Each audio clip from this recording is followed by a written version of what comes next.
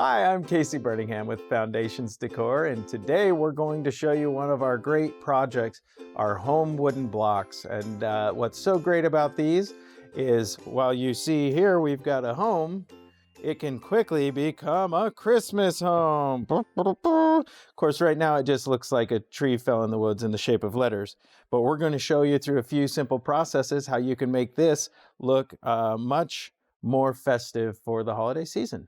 So let's get started. Something that we're really excited about with our wood products is it's made from radiata pine, which is a very healthy and mostly agreed is the easiest crafting wood on the market.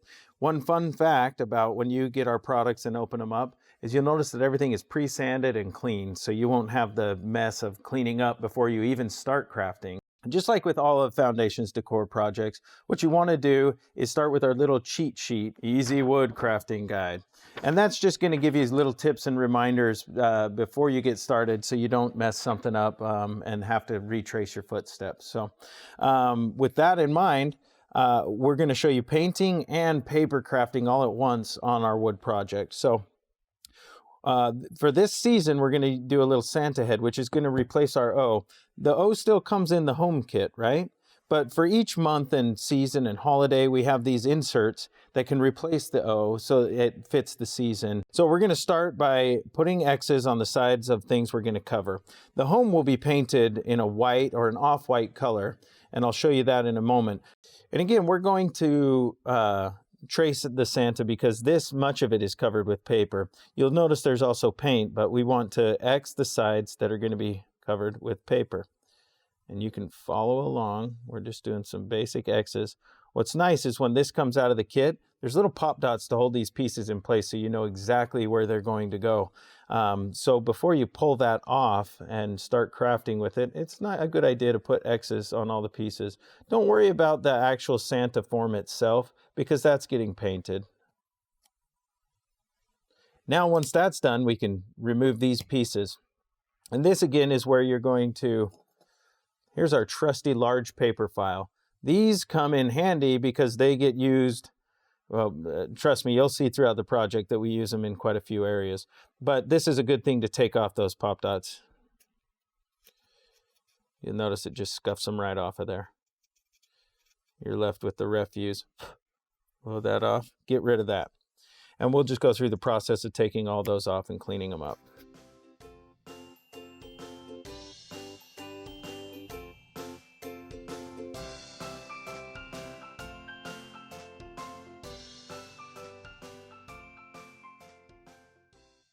So now we've sanded with our files all the little extra pieces off.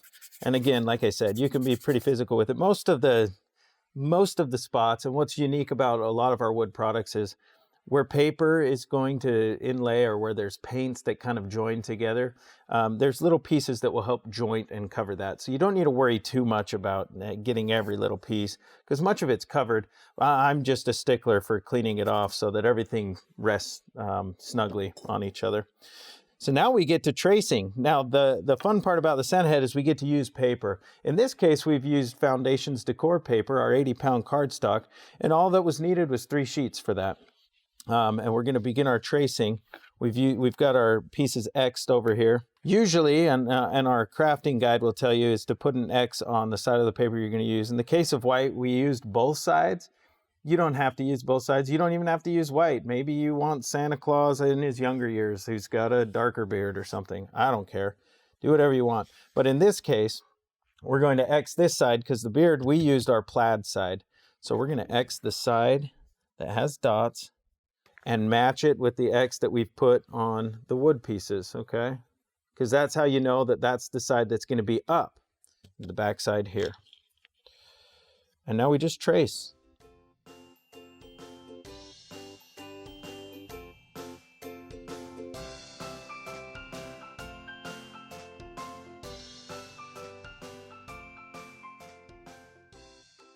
Now that we've traced our pieces, you see here, before we cut them, and this is just a time-saving technique, we want our paint to be drying while we're cutting so that there's not a lull in the action, right? So now we've thrown out our paint here. In this case, we're going to be using this Pentart Creamy Acrylic semi-gloss, because and honestly, we can use whatever color you want. It's going to be whatever needs to fit the decor of your home. So feel free to do it and kind of craft towards that direction rather than, ooh, let me make sure I do everything exactly the same. But this is a good paint to get started. And all we do is we just start painting all the letters, right? And this is the tedious process. But pretty soon this will become this, okay? And you notice we haven't really inked or scuffed much, but you're welcome to do that to give it a little bit of a pop as well. So that will become that. But what we're really working on is our seasonal piece, which is the Santa head. And we want to give that a good coverage all the way around, okay? So again, be liberal, because you got to get through this whole thing. And a lot of times it'll take a double coat. Radiata pine is a lighter pine, so it will hold the paint very well, but it will a lot of times require a second coat. Okay, so we finished our painting. We've covered all of the letters, inked to whatever our desire is, and now we've got our Santa head here. You'll notice that the only thing that really shows on his face, and you'll have a color photo when you buy the kit to see exactly how our finished sample was, but you, again, make it your own. In this case, we've just added a little bit of flesh tone paint, or in this case, you could even use like a Tim Holtz Distress paint that you could dab on a little bit easier, because you're just covering a little bit where those eyes are going to show through. So we've pre-done that now, and that's all set up there. So now that that's done, all we got to do is cut our pieces as that paint's drying. So again, you notice we've traced them out already. You'll notice while I'm cutting, I'm being fairly generous about the edges. You don't want to cut it too small and not leave coverage on your item or on the piece that you're cutting for. So we don't need to be like, this isn't an inside the lines coloring book here. Let's be a little bit outside of the lines to just be safe. And you'll see exactly how to take care of that issue if we've got excess here in a second. Now that we've cut all of our pieces out, we want to just start attaching them to our Santa head. In this case, we're going to use the Nuvo glue pen from Tonic to show you that several different things will work. Remember to follow your X's that we've made, okay, on each of our pieces. Get this on there. Give it a decent coverage, because we're going to be sanding the edges in a minute, so you want to make sure you've got the edges hit. Minding that you don't go really much over the edge, because you don't want a dirty project. Take our piece and remember to match the X's, okay? We've got our X here, our X here. Again, you'll see why we cut. When we cut, we left some space, because if this is exactly aligned, it's a little bit harder to line up on there. And we'll show you how to clean that off in a second, so don't worry about that. So now all we do is we're gonna push that down a little bit. Sometimes it's easier to just flip it over and give it a little mash. And you set that one to the side now. Just get it out of the way and continue on and do the rest of the pieces.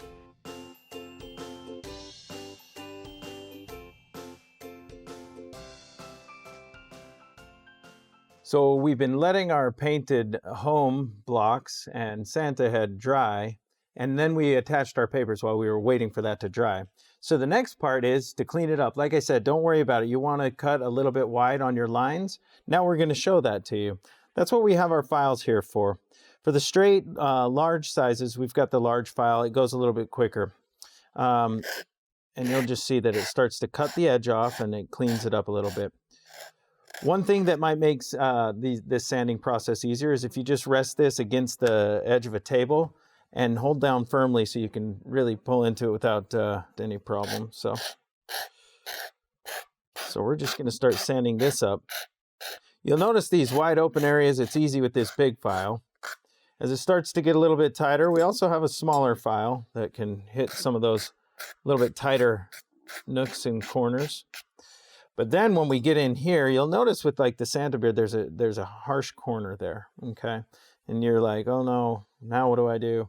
Well, that's where this guy comes in. It's called a feathered file. It's got a really thin edge so you can get into these corners. And you'll notice it just kind of cuts the paper away. I don't know if you can see that because it is still kind of small, but That's going to cut the paper away. This part's just slightly more tedious than using the large file. But there's, you know, there's so much open space that the large file gets most of it before you got to go this way. In addition to that feathered file, these all come in a set. It's our precision needle files. Comes in a set of 3, just like this. There's a little bit larger one for when you need to do some rounded corners and edges that are a little bit more gaping. There's a smaller rounded one that does pretty well on these as well, so you can be a little bit more vigorous without hurting the project. And then again, the feathered file, which I told you is great for these corners here. So I'm going to go ahead and clean this up and then show you the next step. So I would remove my hand from here, but it only stays on with my hand. Acting like Rudolph to just make sure Santa stays happy while we're doing this project, because he doesn't have a face yet, and that's what we got to get to next. So anyway, sorry, Rudolph. I got to be able to use my hands for this part. So again, the paint's drying. We've got the adhesive on everything. We sanded our edges off to make them nice and clean. The next thing we can do before we really put Santa's face back together again is we might want to go to our ink pad again, Scrapbook.com's gingerbread color. And you just open that puppy up. And we give him a little bit, obviously he's been down the chimney, right? So let's make it look like it. Let's give him a little chin music. In this case, it'd be chimney music. All right. And you can be as, you know, vigorous as you want. You can get in here. If you're really the professional, you can get your dauber out. And that way you can have a little bit more control on that edge if you want. But again, this is your project. Make it your own. So now that we've done the cleanup, some of the inking on stuff, we're going to pull out our Tombow Mono Aqua liquid glue. We're using this because it's a little bit more, we're going to start adhering wooden pieces together, and sometimes it's just got a little hold, a little stronger hold, even if it takes a minute longer to dry. So we're going to do this here. Get a good coverage, be liberal. First piece we're going to put on there, of course, is that beard that we just dustied up. We'll get that on there. Again, don't worry too much about this joint. Just make sure it fits flat to the bottom here so that it can stand up with the home. You're going to see how that kind of gets covered when we go to our next pieces, right? The brim of his hat, you notice that just covers right up as soon as you do that. And then you just start building it together. For the sake of time, I'm not going to put adhesive on everything, but again, it's just the old rinse repeat technique. You just start putting it together to where it looks. We've ink daubed his nose. You're also welcome to use paint on something like that. But these projects are so simple. You see how they kind of build themselves, right? We've got his nose there. We put his little bow on, and we just put adhesive there. And then this is, again, where you make it your own. Here we've decided, oh, he needed the little hollies right here on his hat, and we just stick those down. You don't have to do that. You can put them anywhere. One interesting thing of note, the kit does come with a small dot also as a berry looking thing in the holly, but we thought, why not use one of our real wooden buttons from the Foundations Decor Collection to just give it a little bit more of a flair. And then there's many things you could do from there. You could throw twine in there, or, you know, a little mix of something, because there's open holes in the button. Anyway, we'll finish adhering this and then put the finishing touches, which is the black enamel dots. We just use those for eyes. They're self-adhesive, so you just pop them off.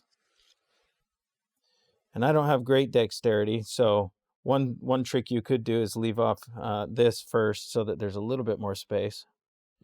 And then you just pop his eyes on there. Remember, I haven't adhered that down, so we're not worried about it moving around. Enamel dots gives it a little glistening eye to your Santa.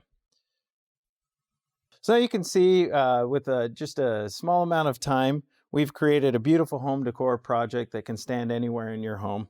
And sometimes it's fun to get creative with it. Like, we thought, wouldn't this look cool if we used like a gray and added our paper to it? And you can see that, yeah, it does. We're really excited about the many options. This is really taking a wooden project, which can be difficult to get your hands on. This is an easy way to get it. And then adding your own flair to it so it fits the decor of your home. So we're really excited we could share this with you today. To see what other options there are, just head to Scrapbook.com. They've got tons of options that could replace this for all seasons and events that are coming up in your life. And we couldn't be happier with how this one turned out. Bye. Thanks for watching. If you liked this video and want to see more from Scrapbook.com, please like, share, subscribe, and leave a message. Happy crafting.